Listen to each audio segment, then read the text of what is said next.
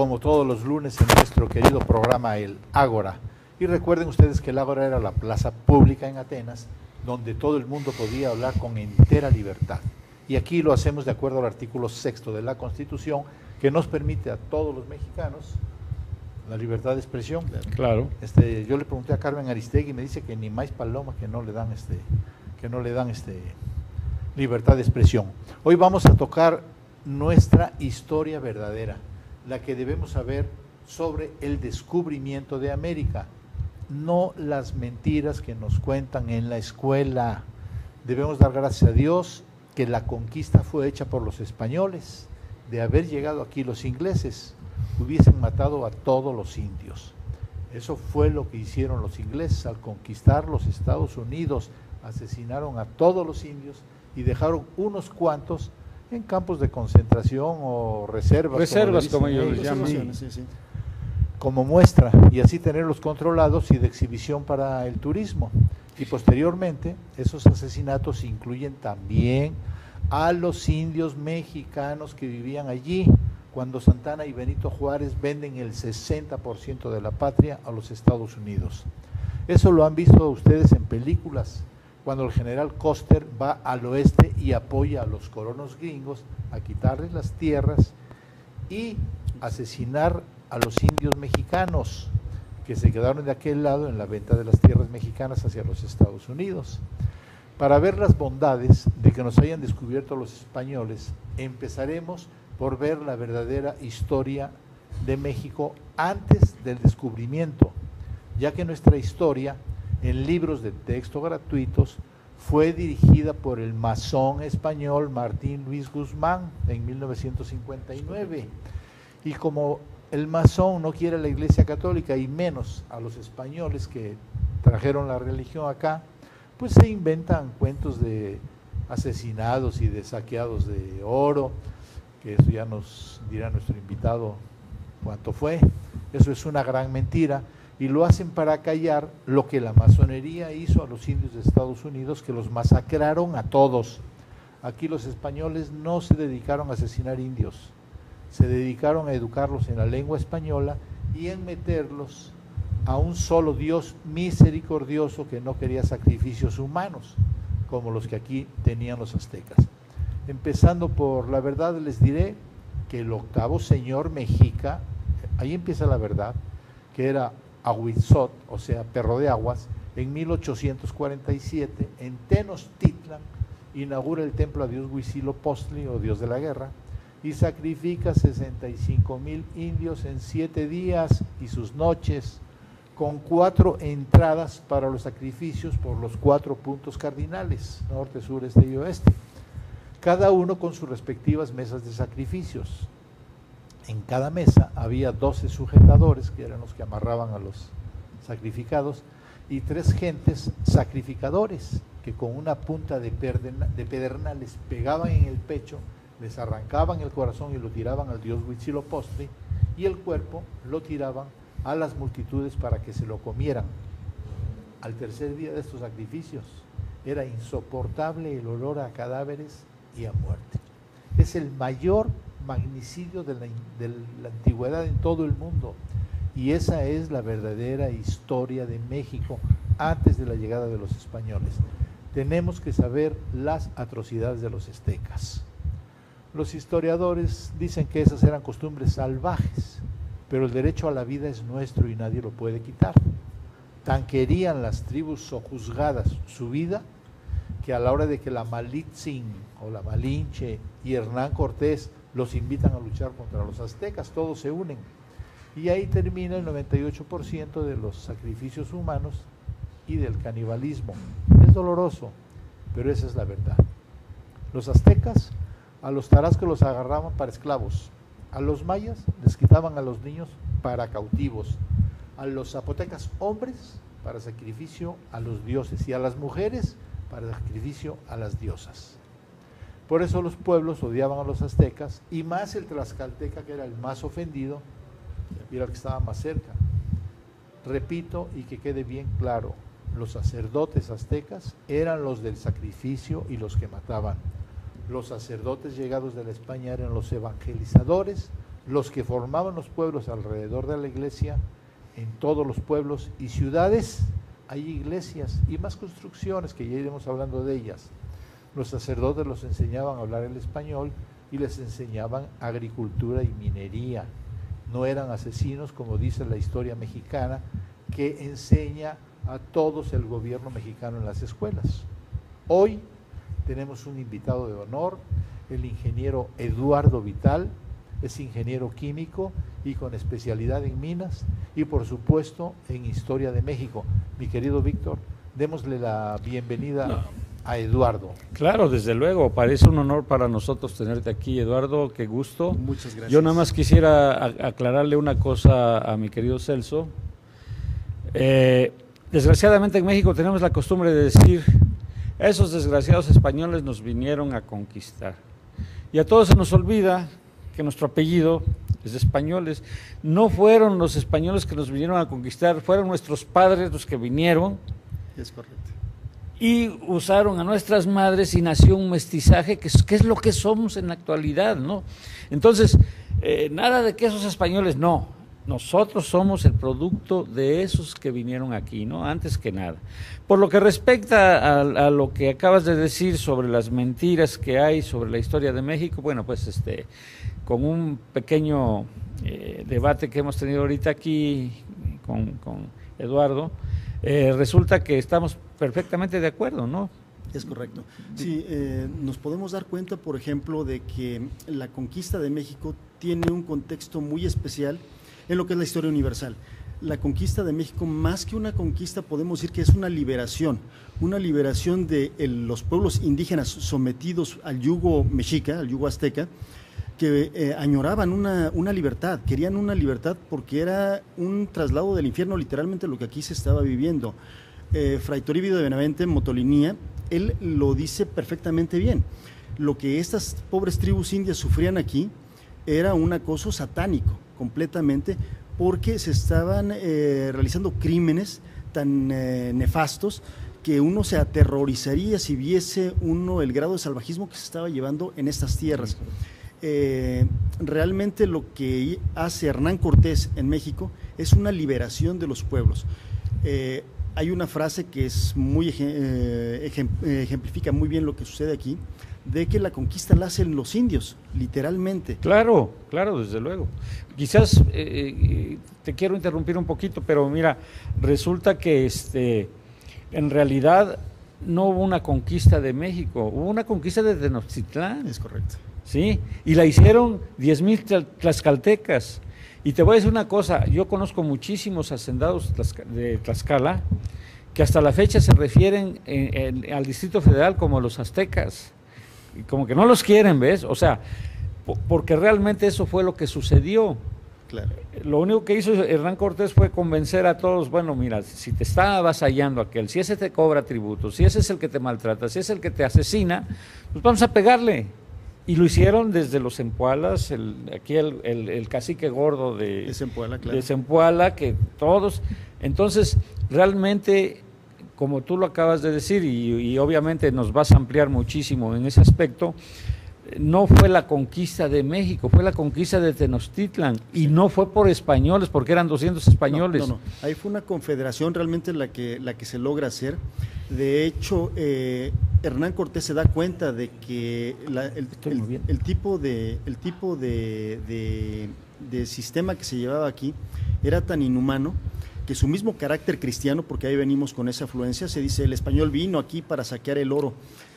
Dice don Bernal Díaz del Castillo en su Historia verdadera de la conquista de Nueva España, que es una obra preciosa que debe ser de consulta obligatoria, él lo dice, veníamos aquí primero para que esta pobre gente supiera sobre la fe católica y la salvación de su alma, y también veníamos por un beneficio material, porque todo mundo venimos para tenemos un beneficio material casi que es muy válido. Toda actividad humana es así, ¿no? Exactamente, entonces si lo que mucha gente dice, bueno, es que vinieron aquí, es que bueno, no eran ángeles, comenzando por eso, eran seres humanos comunes y corrientes, como lo somos cualquiera, que tenemos necesidades, pero ellos venían con una base espiritual muy fuerte.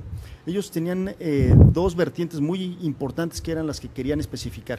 Primero, venían por su rey, luchaban por el rey, ellos se sentían españoles ahora que está muy de moda el hecho de que quieren dividir España y de que hay separatismos, de que dicen los catalanes que ellos se quieren separar, que realmente no son los catalanes, es una minoría de politiquitos. De los Cuando menos ya en un primer intento se ha demostrado que no es así, ¿no? Que no es exactamente, no es lo que quiere el pueblo español. Pero esos españoles del siglo XVI estaban perfectamente identificados con lo que eran. Se sabían cristianos, se sabían españoles y sabían que tenían que luchar por Dios. Y atravesaron el mar, atravesaban 10,000 kilómetros de una navegación sumamente riesgosa. Eran hombres ejemplares. España, debemos hacer el antecedente que España se acaba de terminar en el año de 1492, que es cuando se hace el descubrimiento de América. España tiene 700 años de lucha contra el Islam. Es un pueblo único porque es un pueblo que se ha forjado en la lucha. Se ha enfrentado contra una religión intolerante y fanática como es el Islam y la vence. Y además 800 años de avasallaje, porque... Exactamente, claro. Sí, realmente lo que son los musulmanes atacan toda la fundamentación de lo que tenía España con su antecedente histórico de Hispania y Romania y de los reinos visigodos que conforman la península ibérica. No hay ninguna otra nación europea que pueda lograr la conquista de América de la forma en la que la hace España. Ni Francia tenía esa capacidad, ni Alemania, que realmente Alemania no se unifica hasta el siglo XIX, ni Italia. Nadie de ellos tenía esa mística de combate que tenía el pueblo español. Sí. España es la nación providencial que es preparada en esa lucha constante y permanente en contra del Islam, que en 1492, en el momento en que descubren América, se proyecta completamente a la conquista del Nuevo Mundo. Sí. Fíjate que ahorita que estás mencionando a Alemania, un país, por ejemplo, Colonia, la ciudad que tiene 3,000 o 4,000 años de historia, y puedes decir, bueno, ¿y cómo puede persistir, no? Sin embargo, no tuvo el alcance que tuvo España, ¿no? En cuanto al descubrimiento, a la idea de perseguir nuevos mundos. Muy probablemente quizás hubo motivos, pues no sé, económicos que obligaron a los españoles a salir, a buscar. Tú no los vas a decir, seguramente. Básicamente los motivos eran más espirituales, realmente. Todavía, sí. Sí, porque si hablamos en 1492, estamos hablando de la reina Isabel la Católica. Claro. Cuando se descubre América, cuando Colón parte con sus naves y descubre el Nuevo Mundo, se dio cuenta muy rápidamente la monarquía española de que realmente América no era bonanciable en ese momento, no se iban a sacar riquezas. Estamos hablando de las Islas Antillanas, en las cuales no había nada, ahí no había nada que hacer. Sin embargo, la reina Isabel lo dejó muy claro. Hay almas que salvar y España no quita un pie de América mientras haya un alma que se tenga que evangelizar ahí. Fíjate que yo te quisiera intervenir, ahorita te doy la palabra, mi querido Celso. Eso es muy importante porque todo el mundo olvida que llegaron a las Antillas en 1492 y de ahí para llegar a México pasaron 20, ¿qué? Hasta 1519 es cuando se llega la primera expedición a México. La primera expedición, aunque ya sabemos que hubo algunas personas que por la comunicación en las Antillas, luego las tormentas hacían que las barcas se fueran arrastradas y naufragaran y fueran a llegar a Quintana Roo, sobre todo, ¿no? El territorio ya continental americano. Bueno, sí. Quiero que me dejen hacer un comentario. Precisamente la semana pasada hablamos del Papa Francisco. ¿Y qué hizo el Papa Francisco? Acaba de santificar a Fray Junípero Serra, que junto con otros sacerdotes mexicanos llegaron a evangelizar lo que es San Francisco, California, que hoy es de los Estados Unidos. Claro. Casi llegan a Canadá estos españoles y mexicanos. Ellos hicieron la patria que luego vendieron Juárez y Santana. Sí, de hecho podemos, por ejemplo, dar Espéreme que me están pidiendo ya tiempo, todavía no toca. Sí, no, sí. Bueno, vamos a un corte comercial. Estamos rebasando. Que nos lo están pidiendo ya.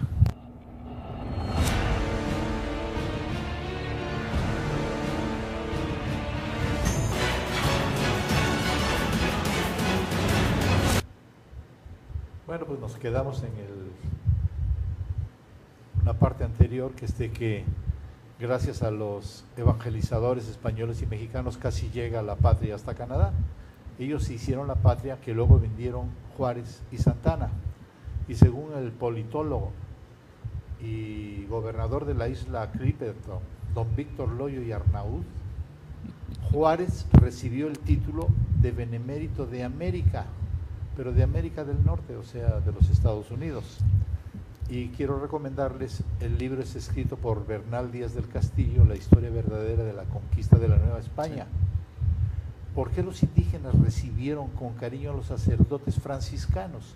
Pues gracias a Hernán Cortés, que los recibe con mucha humildad, se arrodilla ante ellos, les besa la mano a todos, y la gente preguntaba, ¿quiénes son estos hombres que el mero jefe se arrodilla ante ellos? Haciendo un pequeño paréntesis en lo que estás comentando, es una parte sumamente emotiva, porque efectivamente Hernán Cortés demuestra por medio de este acto una humildad extraordinaria, pone la fuerza al servicio de la evangelización. Los indígenas para ese momento habían sido sometidos por el español, ellos veían a los españoles prácticamente como unos dioses, los dioses blancos, armados, que tenían la fuerza. Quizás más que nada por la cultura, ¿no? Acuérdate que había una tecnología superior, ciertamente, sí, eso es muy cierto, pero lo que menos se podían imaginar es el hecho de que se pudieran humillar ante esos seres que no portaban armas, que venían flacos, descalzos, con hábitos rotos, y para la psique indígena era, ¿qué tienen estos hombres que hacen que estos guerreros formidables se humillen ante ellos? Entonces podemos decir que nuestro primer evangelizador fue Hernán Cortés, de alguna manera. Ciertamente. Bueno, pues por eso la gente lo respetaba y quería, y así fundan el país que llega a unificarse, vuelvo a repetir, hasta el norte cerca de Canadá, y hasta el sur, hasta Colombia y mucho más abajo, empiezan los sacerdotes a enseñar a los indios la religión y el idioma, y eso hace que se entiendan de norte a sur y de este a oeste. Sí, una pequeña aclaración nada más es de que las posiciones españolas en América, que realmente hablamos de México fundamentalmente, llegamos hasta lo que es Alaska. La población de Valdés en Alaska es una población realmente mexicana, hispano-mexicana. Algo que quizás ignoramos todos los mexicanos. Sí, y de hecho, por ejemplo, los rusos hacen exploraciones hacia lo que es el norte de América, pero el Imperio Español impide que lleguen más abajo. Bodega, que es en la parte de California a donde llegan los rusos, son rechazados por las fuerzas españolas y se les marca el territorio. Tienen que regresar nuevamente porque América es hispana, no rusa. No. Entonces es algo de nuestra historia que realmente nosotros, nadie nos ha dicho, pero que es una historia muy real, una historia muy verídica, de que los rusos trataron de tener posiciones en América, pero el Imperio Español, con el Imperio de España, nadie jugaba. De hecho, no sé, tú me lo vas a esta duda, yo tengo entendido que Alaska en algún momento sí fue rusa, ¿no? Hubo alguna transacción por ahí. Sí, sí, realmente España ya en el momento en que ya se pierde el Imperio Español, ya para lo que es el año de 1821, España pierde prácticamente todas sus posesiones de ultramar. Esa es una aclaración muy importante también que hay que hacer, porque se habla mucho de la colonia española. Nosotros nunca fuimos una colonia, nosotros éramos una provincia de ultramar. De hecho, el nombre oficial que tiene México es la Nueva España de la Mar Océano, provincia de ultramar. Entonces nosotros éramos tan españoles como lo puede ser un andaluz, o como lo puede ser un catalán, o como lo puede ser un gallego. Éramos parte de España, con los mismos privilegios y con las mismas obligaciones que tenía cualquier súbdito de la corona. Pues fíjate que nada más quisiera yo hacerte algo que está a propósito de esto. Teníamos representantes de las cámaras de diputados de México. En las Cortes de Cádiz, es correcto. En las Cortes de Cádiz había mexicanos representándolo ahí. También quiero decir otra cosa, los frailes también enseñaron a trabajar el campo y las minas, porque solo había el oro que estaba a flor de tierra, no existían minas. Es correcto. Y quiero preguntarte, ¿cuántas toneladas de oro se llevaron? Sí, ¿Cómo sabes la cuenta? Eso es algo que siempre se maneja en la leyenda negra, ¿no? Es que esos españoles vinieron y nos saquearon, se llevaron el oro. Vuelvo a insistir, exacto, nosotros. Se saquearon esto. Bueno, vamos a ver lo que es la verdad histórica. La verdad histórica es de que, como bien comentábamos, los indios y los españoles formaron una nueva raza que somos nosotros, ¿no? Entonces, comenzando desde ese punto, el oro, y se tiene la contabilidad completa porque en el archivo de Sevilla se tiene toda la información de los embarques y cargamentos que se hicieron desde América hasta España, pero en el caso particular de México, en 300 años de virreinato, la cantidad de oro que se mandó a España fueron 49 toneladas. Y la documentación es exacta y perfecta. De toda América fueron 181 toneladas de oro. Esa es la cantidad completa. Hacíamos la aclaración de que en el caso de México son 49 toneladas en 300 años. A cambio de eso, España nos trajo la caña de azúcar, nos trajo la vaca, trajo la ternera, trajo el cerdo, trajo la granada, trajo el higo, trajo una tecnología muy superior a la que se tenía aquí, trajo la rueda, se trajeron las velas, se trajeron las embarcaciones. Fue una labor titánica. Se generaron más de 5,000 pueblos perfectamente bien construidos, se hicieron obras como hospitales, se hicieron obras pías, se hicieron catedrales, se fundaron universidades, imprentas. Fue una labor cultural titánica, extraordinaria, claro, la que se llevó a cabo. Claro. Y sin embargo, hacíamos la equivalencia de que nuestra industria minera en la actualidad ya es canadiense. Son empresas canadienses las que se encargan de la explotación, del oro y la plata. Seguimos siendo el primer productor de plata en el mundo, pero nosotros no vemos nada, todo se va a Canadá. No vemos nada de eso, y seguramente va a pasar lo mismo con el petróleo. Son exactamente. El año pasado, nada más para aclarar esto, fueron 200 toneladas de oro las que se sacaron. O sea que eso implica que fueron más de 4 veces el año pasado lo que España sacó en 300 años. Y realmente nadie se está desgarrando las vestiduras por esa cantidad de oro. Fíjate que yo te quiero hacer una pequeña interrupción, porque aquí, como Celso siempre está queriéndome callar, no quiere que yo opine, pero en fin. Fíjate que mi familia hubo por allá por los 1920 en adelante, en que ellos eran muy afectos a leer. Obviamente no había ni la televisión, ni el radio, ni nada por el estilo. Entonces, lo primero que hacías era pues buscar un libro que te entretuviera, ¿no? Y hubo una revista que era muy famosa y que yo la conocí, tuve el gusto de conocerla. Desgraciadamente en el temblor del 73 se acabó eso por aquel terremoto, esa biblioteca que era de mis tíos, pero se llamaba la revista, que ellos la encuadernaron, se llamaba El Correo de Ultramar. Sí. Una cosa fabulosa, ¿no? Todo lo que nosotros recibíamos de aquel lado, ¿no? Exactamente. Eso es un detalle muy importante. De hecho, se publicó hacia el año de 1700, estamos hablando del año de 1700, sí, lo que era la Gaceta de Madrid. En la actualidad nosotros estamos impactados por el Internet. Es formidable el hecho de que tengamos una comunicación instantánea de España con México. Tengo yo muchos amigos españoles que estamos en contacto diariamente. Claro, y al minuto, ¿no? Exactamente. Cuando hace 30 años. 50 años sí, llegaban 2 meses después las noticias, exactamente, ¿no? Pero es increíble de que, bueno, en este mundo actual que decimos que está globalizado y nos asombramos de ello, no, el Imperio Español ya se había globalizado desde hace 400 años antes.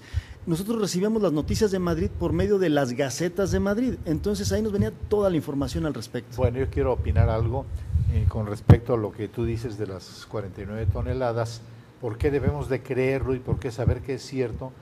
Pues porque está en el archivo de Indias, como tú dices. Es correcto. Y además, los barcos que los gringos, esto lo aprendí de ti el viernes, no lo aprendí por otro lado, sino en tu conferencia.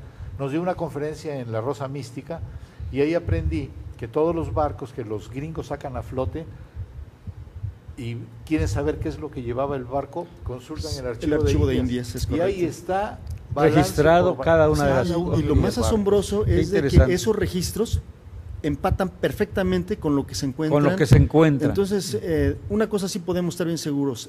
Los españoles eran unos administradores excepcionales, porque tenían una precisión extraordinaria que hasta la fecha la podemos comprobar. Entonces, ciertamente, esa es una de las formas más adecuadas de ver que realmente nos decían la verdad. Bueno, yo también quiero seguir hablando de nuestros queridos sacerdotes que nos enseñaron, y también nos enseñaron a un nuevo modo de vivir en familia y casados con una sola mujer. Sí. No puedo ampliarme más porque si no, no tendríamos tiempo. Gracias a la religión y a los sacerdotes terminaron los sacrificios humanos y el canibalismo. acabaron la locura azteca de sacrificar gente a los dioses. Estaban más locos que Peña Nieto matando estudiantes, que ya es decir... Ya deja mi presidente tú. Tu presidente, el asesino. Juntos frailes e indígenas construyeron iglesias y en derredor se formaron los pueblos con sanatorios, escuelas, asilos. Yo no sabía lo de los asilos y lo de los orfanatos, ¿eh? Eso lo aprendí contigo. Sí, realmente la labor que desarrolla España en la civilización de toda una sociedad es impresionante, pero siempre van de la mano el sacerdote y el soldado. El soldado es el que va abriendo, la espada va abriendo el camino, sí. Pero inmediatamente detrás de la espada va la cruz. Sí. La cruz es la que se planta, la que pervive, la que subsiste, la que le da la estructura básica. Hablamos de lo que es la familia, una familia cristiana. Debemos de recordar que cuando la estructura que tenían los aztecas era una estructura completamente despótica. Entonces tenían a un Hueytlatoani, o lo que sería el equivalente del emperador, como lo fue Moctezuma, lo que fue Cuauhtémoc, que ellos eran los que imponían el sistema dictatorial vertical. Un azteca no podía ver de frente al emperador. Tenía que estar completamente agachado y hacer 3 genuflexiones. Señor, mi gran señor, mi grandísimo señor, sin jamás verlo a los ojos. Ellos podían tener muchas mujeres. Moctezuma sabemos que tuvo más de 200 mujeres, aparte de sus concubinas, ¿no? Sí, claro. Eso implicaba que realmente para los de abajo no quedaban mujeres. Y la sodomía, el homosexualismo era generalizado en estas tierras. Fray Toribio de Benavente, Motolinía, afirma que había niños de 6 años que practicaban la sodomía. Obviamente, si los de arriba se quedaban con las mujeres de los de abajo, pues los de abajo nada más se quedaban de uno viéndose al otro, ¿no? Y eso es lo que sucedía. Entonces eran aspectos terribles. La familia cristiana, tal y como la conocemos hoy, papá, mamá, hijos, se funda en base a los misioneros. Sí, fíjate que de hecho aquí mismo en Orizaba tendríamos que hablar muchísimo, por ejemplo... no sé cómo estamos de tiempo. Vamos a un corte comercial y ahorita regresamos porque tengo que aclarar ciertas cosas con el gobernador de la isla Clipperton, don Víctor Loyo. Sí, tú, varón de Oviedo. Vamos a un corte, cambio.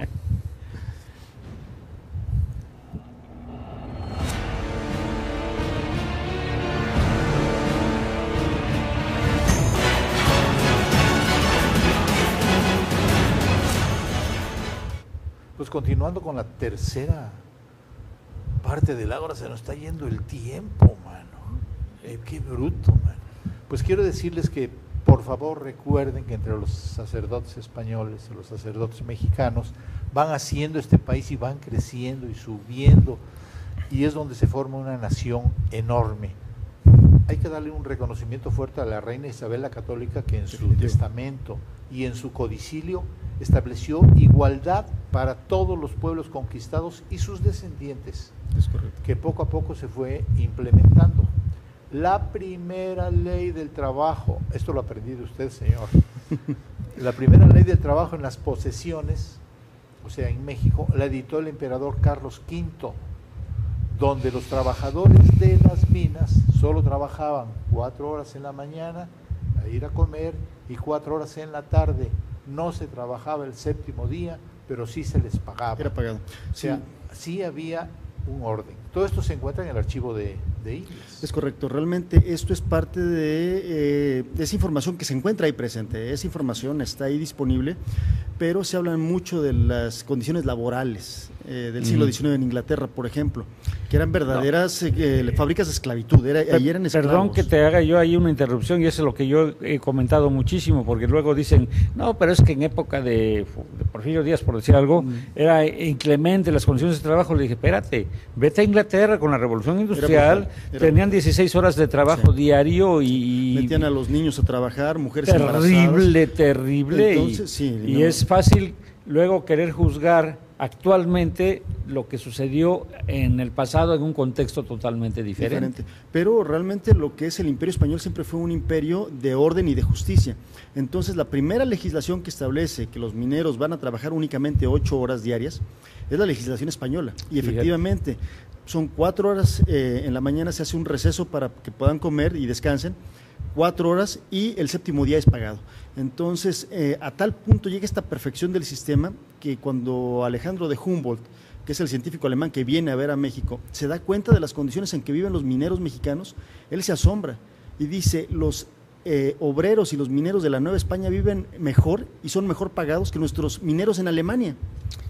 Entonces es algo que no lo dice un español, lo está diciendo un alemán, claro. Lo dice alguien que no es un católico, Humboldt era protestante, entonces él no tenía ningún motivo para poder decir cosas buenas de España, pero era honesto, decía la honestidad ante todo, ¿no? Entonces, fíjate qué interesante está esto, ¿no? O sea, una persona que pudo haber denostado simplemente por estar del lado contrario, claro, y hablar de lo bueno, de pues, lo que debía de ser. Yo quiero decirles que recuerden, por favor, que de eso estamos hablando. Los gringos asesinaron a todos los indios, sí, solo guardaron unos cuantos como muestra en campos de concentración que les dicen reservaciones, claro, pero no pueden salir de ahí, están controlados. Los españoles no se dedicaron a matar indios, que quede claro. Ahora, la pregunta del día, ¿por qué descubrió América Cristóbal Colón? Y es muy sencillo, señores. ¿Saben por qué descubrió América? Era soltero. Imagínatelo casado y le dice a su esposa que se va a buscar a las Indias. ¿A las Indias? No, te vas a ir de parranda, condenado. Y luego que van puros hombres en las embarcaciones, no, ni más. Y que si la niña, que si la pinta es santa y que si se llama María, no te creo. Eso de que la santa, que es santa y es pinta, menos. Y que la reina empeñó sus joyas. No, hombre, ni que estuvieras tan bueno. De aquí de la casa no te mueves. O sea, definitivamente. No, mira, yo sí te quisiera Colón decir. Era soltero. Yo sí te quisiera decir una cosa, y tú, Eduardo, creo que no me lo vas a rebatir, en que ya no debemos hablar de los españoles, porque hablar de los españoles es decir, como si, por ejemplo, un sotlanigua me dijera, tú, desgraciado español, me veniste a hacer daño, ¿no?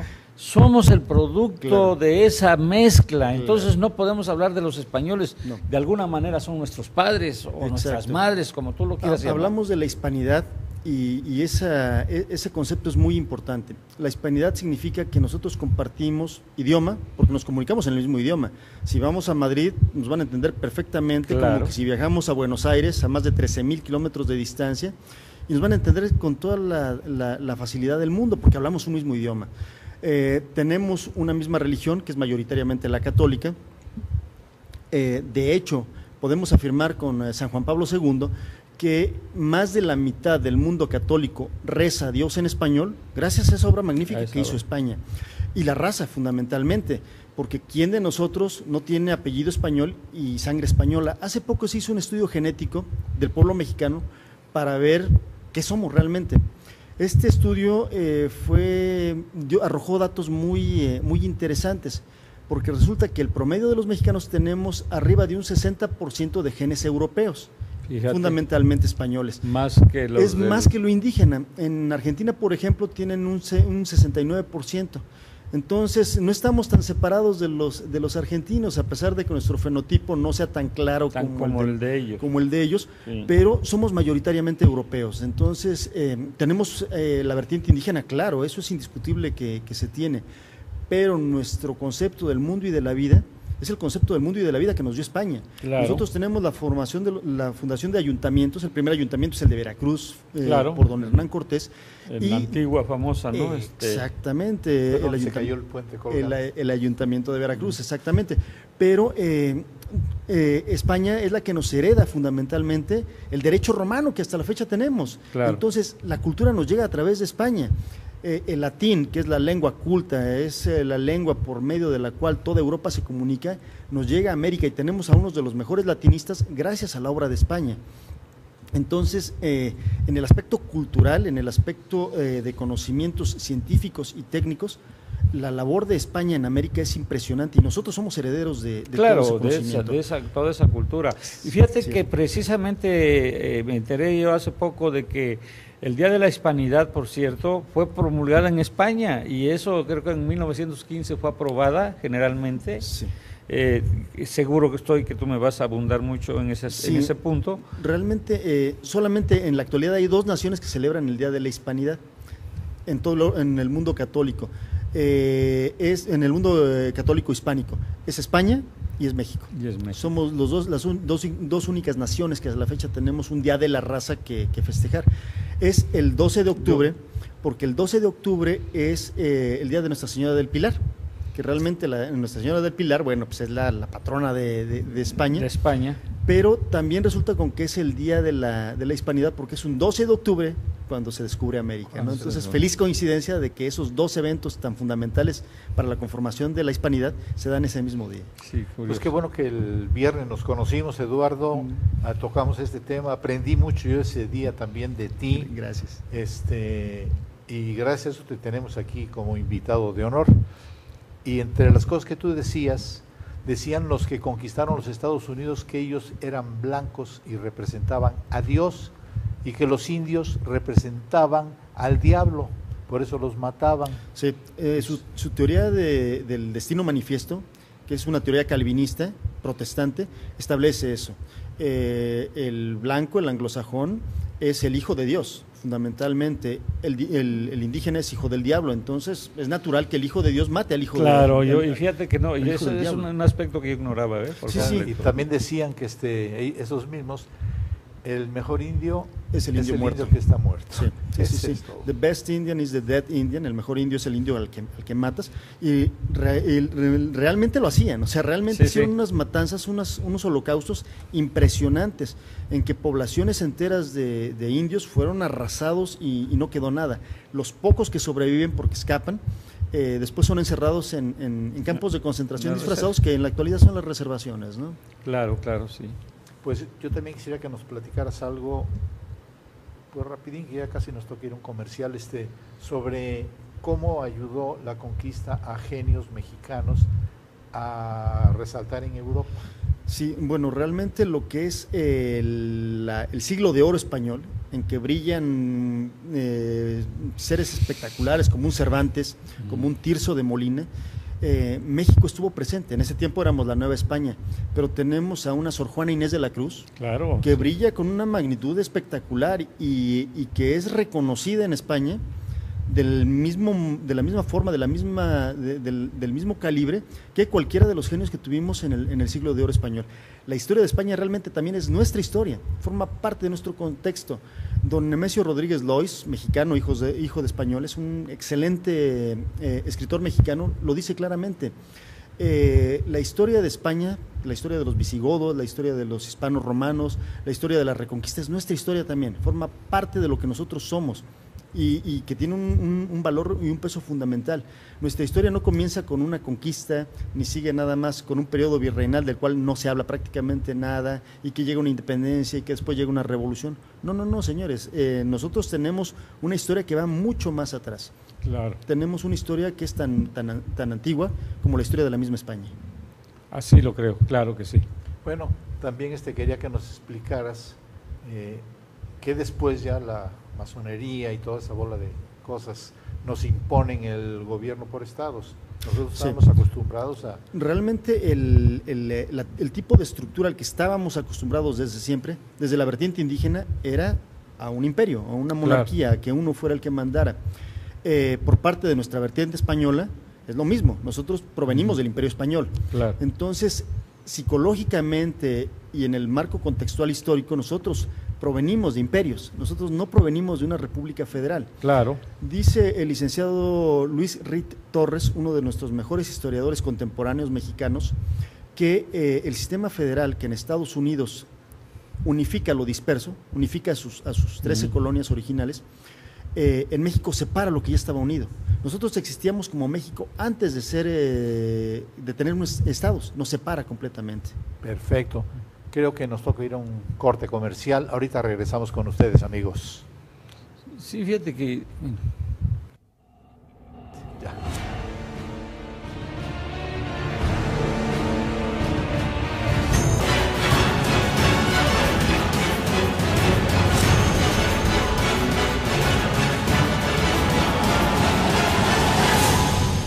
Sucede, porque al final de cuentas, como tú dices, México fue el puente, ¿no? Claro. Para establecer el pasaje entre las Indias y, bueno, prácticamente China, ¿no? Y España. Exacto. Bueno, de hecho, lo que es la América actual eran las Indias occidentales. Muchos dicen, es que no es propio llamarles indios. No, es que sí es apropiado el hecho de llamarles indios porque existen dos Indias, las Indias orientales, que es donde se encuentra la parte asiática, y las Indias occidentales, que era todo lo que es la actual Hispanoamérica, la América hispana, es correcto. Oye, pues qué bruto, cuánto tenemos que aprender, mano. Yo qué bueno que estuve ahí contigo en la conferencia porque me tocó aprender bastante y es algo de lo que me siento muy orgulloso. Y sobre todo aclarar que la gente por favor despierte, no crean en lo que les dice el gobierno mexicano, este maldito de presidente de Peña Nieto, presidente no de te este metas con mi presidente, Víctor, ese parece azteca, blasfemo, asesinando estudiantes mexicanos, eso es lo que parece. Entonces no crean, por favor dedíquense a investigar e investiguen la verdad, vean que la Malinche, que es perteneciente a esas sí, realmente épocas, una mujer extraordinaria, extraordinaria. No, sí, no, el término ese que le aplicaron, pues no sé quién, yo siempre he dicho y no me canso de decirlo en cada programa, que la historia la escriben los vencedores y la escriben a su modo. Pues y sí, claro, pero había que denostar a la Malinche y bueno, y ahí el término malinchismo, sí, ¿no? Pero era realmente una mujer extraordinaria. extraordinaria. Bernal Estaba Díaz en del el Castillo, gobierno español, o sea, dentro del gobierno. Bernal Díaz del Castillo le dedica todo un capítulo. Era una mujer sumamente inteligente, era una mujer que él mismo lo reconoce, captaba las situaciones políticas porque conocía la psicología de su propia gente, pero se daba cuenta, sin embargo, que lo que traía España, lo que venía de ultramar, iba a ser para la mejora al final iba a darle... exactamente, iba a formar un nuevo pueblo. De hecho, Moctezuma, por ejemplo, se nota titubeante. Él como el último tlatoani con poder real, él se nota titubeante por las viejas profecías que existían de esos hombres blancos y barbados que iban a llegar, ¿no? Que iban a llegar de Oriente. Entonces, él reconocía que su pueblo iba a tener que sufrir un cambio. Ya no iba a ser su pueblo. Yo quiero hacer una pregunta porque si no, no nos va a dar tiempo. Quedamos que la Malinche es producto de eso, es una fregonería, es la indígena más fregona que ha tenido este país. Sí. Quiero que me hables de cuántas mujeres españolas pudieron hacer esa historia. Se tienen registros de que hubo 2 mujeres españolas que estuvieron en la conquista. Bernal Díaz del Castillo nos habla solamente de una y nada más le dedica un renglón a esa mujer española. Se llamaba María de Estrada. Y la forma en la que se refiere a ella Bernal Díaz del Castillo es como vino con nosotros una mujer de Castilla llamada la María de Estrada. Entonces, siendo una mujer española blanca, él no le da ningún título de doña, porque no.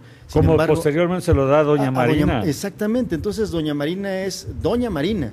Y era una indígena. Entonces con esto rompemos completamente las mentiras de la leyenda negra que nos habla de que los españoles sometían y discriminaban y humillaban a los indios. Es correcto, eso no pasaba.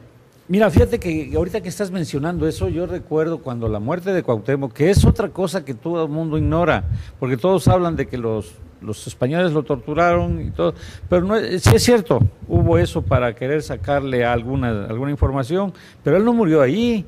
No, él se fue todavía a las Higüeras. Exactamente. Y en las Higüeras se le ocurre por ahí decir, bueno, aquí que estamos puros de nosotros, vamos a acabar con esos españoles. Sí. Y no hubo, como siempre, un traidor mexicano, bueno, no mexicano, un indígena de la región. Sí, realmente ahí es una de las situaciones históricas que se tergiversa mucho, porque lo que realmente pasó es de que entre esos indígenas vencidos, esos mexicas que iban en la expedición a las Higüeras, se llegó a comentar de que era posible el hecho de acabar con los españoles que ya estaban completamente al borde del exterminio, armados casi, en ¿no? en esa marcha de la muerte que literalmente fue hacia las Higüeras. Cuando se le dice a Cuauhtémoc que si él estuvo, él reconoce que sí, pero él nunca participó realmente, a tal extremo que Bernal Díaz del Castillo lo dice. Todos nos sentimos mal cuando se ejecutó. ¿Lloraron los españoles cuando lo ahorcaron? Porque se dieron cuenta de que era un crimen insensato el que se había cometido. El mismo Cortés que tiene que dar la orden para que se le ahorque, cuenta Bernal que no pudo dormir en varios días del peso moral que sabía que había ejecutado a un inocente. Sí. Y todavía la forma en la que se lo dice Cuauhtémoc es muy clara. Dice, me matas sin justicia, Dios te lo demande. Entonces, porque Cuauhtémoc muere católico, muere siendo bautizado, él muere fiel hijo de la iglesia. Cosas que también ignora el 100% se de los mexicanos. Se nos habla de que Cuauhtémoc le pidió a Cortés que lo matara con el puñal que traía en el cinto, pero no se nos dice que él fue bautizado, nadie lo forzó a bautizarse, él se bautiza católico, se convierte en un fiel hijo de la iglesia y muere dentro de la iglesia, porque al momento de ponérsele la soga al cuello, se encomienda a Dios. Él habla de un Dios único, que es el Dios verdadero. Claro. Entonces, en él ya había aprendido la llama de la fe, fundamentalmente. Cuauhtémoc para mí es mexicano. Fíjate qué interesante esto, cuando Celso me platica de ti y de todas esas cosas que tú conoces, pues primero como que estaba yo así en un plan de duda, ¿no? Pero mira qué interesantes cosas, te lo juro, y yo creo que un 95% de los mexicanos, o si no es que más, lo ignora. Sí, por desgracia, esta leyenda negra que se ha dado persistentemente forma parte de nuestros programas escolares y cursos que son obligatorios. Entonces, los pobres niños están siendo manipulados mentalmente con una historia falsa. Esta historia falsa simplemente conviene a poderes internacionales que quieren mantenernos divididos. Si nosotros no sabemos de dónde venimos, simple y sencillamente vamos a odiar nuestro pasado. Nosotros no podemos aborrecer a nuestro padre y alabar a nuestra madre porque nos estamos aborreciendo a nosotros mismos. Y eso es lo que se logra con este tipo de mentiras históricas. El hecho de decir esos españoles que nos hicieron, estamos atacando a parte de nuestro origen y nos denigramos a nosotros mismos. Claro, claro que sí, sí. Yo también por eso quería decirles, lo dije al principio, un masón español fue el que hizo la historia de México, y la masonería mundial es a la que no le conviene que sepamos nuestros orígenes y nuestros principios, sobre todo católicos, y de creer en Dios. Claro. Si algo hasta la fecha dura en este país es el cariño hacia la Virgen de Guadalupe. Lo tiene todo el mundo, hasta los que se dicen los que no creen en Dios, ¿cómo se llaman? Ateos. Los ateos. Hasta eso en determinado momento le piden: Virgencita, ayúdame que tengo problemas. O sea, es algo nuestro, pertenece a nosotros y está dentro de nosotros. Bueno, mira, entonces ese poder masónico que nos quiere quitar a nuestra historia, no debemos de permitirlo, debemos de estudiar, debemos de investigar. Adelante, Eduardo. Sí, definitivamente. Existen libros extraordinarios con respecto a lo que es la verdadera historia. Estos libros realmente no los vamos a ver reflejados en nuestra educación oficial, eso no va a existir. Jamás. Sin embargo, tenemos historiadores de primer nivel. En el Colegio de México, por ejemplo, la doctora Josefina Muriel hizo unas obras espléndidas sobre los conventos de monjas en México, y nos da una visión completa de lo que fue ese mundo maravilloso de nuestro virreinato de la Nueva España, que es una historia fascinante que nos llevaría horas y horas de diálogo, el hecho de hablar de todas las maravillas que se generaron en ese tiempo. Era una vida tan extraordinaria y tan asombrosa que simplemente lo comparamos con la suerte tan trágica que hemos tenido en la actualidad, y no hay punto de comparación de un pasado brillantísimo que tuvimos a una obscuridad que tenemos, porque realmente nosotros estamos siendo contrarios a nuestra verdadera esencia. Fíjate que yo he comentado en muchas ocasiones, y de hecho es así, ¿no? Realmente para mí la mujer fue la primera diosa que hubo en la humanidad, ¿sí? Y hay muchas razones para que te lo explique, y hasta la fecha siempre hablamos de la madre naturaleza, etcétera, etcétera. Y yo lo que te digo es esto: en México, la diosa madre, por decirlo de alguna manera, es la que ayudó a consolidar el cristianismo. Claro. ¿Sí? Porque, déjame hacerle la última pregunta, ¿no? Sí, cómo no, claro. No, es que yo nada más quiero darle ese reconocimiento a la figura femenina que impera desde el más, de los más viejos de nuestros antepasados hasta pues la presente. Última pregunta, Eduardo, ya para terminar, porque nos queda un minuto, ¿verdad? Exactamente. No me digas, ya se acabó el tiempo. Se acabó rápido. Y no hablamos nada, ¿eh? Yo quería preguntarte, los Estados Unidos, ¿cómo mandan en México? ¿A quién tienen aquí? ¿Cómo le sí, realmente, de acuerdo a la visión que tiene don José Vasconcelos, uno de nuestros intelectuales gigantescos, En México no tenemos un presidente, tenemos un procónsul.